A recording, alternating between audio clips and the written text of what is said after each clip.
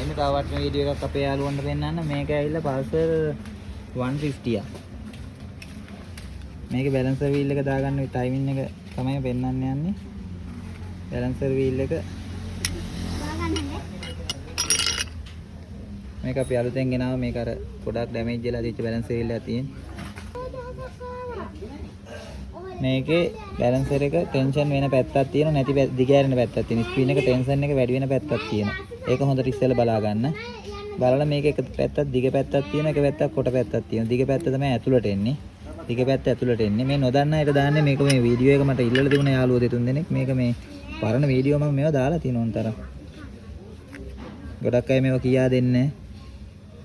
ඊට පස්සේ මේ ටූල් එක අනිවාර්යෙන් තියෙනම් හොඳයි. නැත්නම් මේක හදාගන්න පුළුවන්. මම කියලා තියෙන කයින් මෝටර් සයිකල් ස්ප්‍රෝක් එකකින් හදාගන්න පුළුවන්.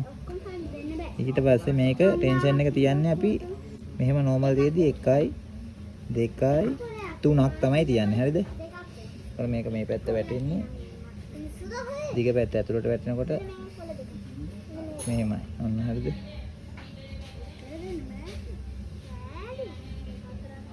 අන්න 1යි 2යි 3යි. ඔච්චරයි.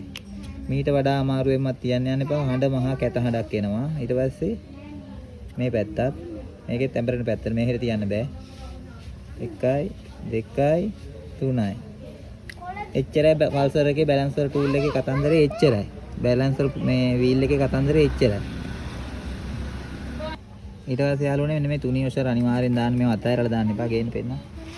ඊට පස්සේ මෙන්න මේකේ තියෙන මේ මාක් එක පෙන ලං කළාම මෙන්න මේ සුදු පාටින් තියෙන තින්ත පොඩ්ඩක් ගාලා මේ තියෙන දැත්තක මාක් එක මේක නෙමෙයි මේක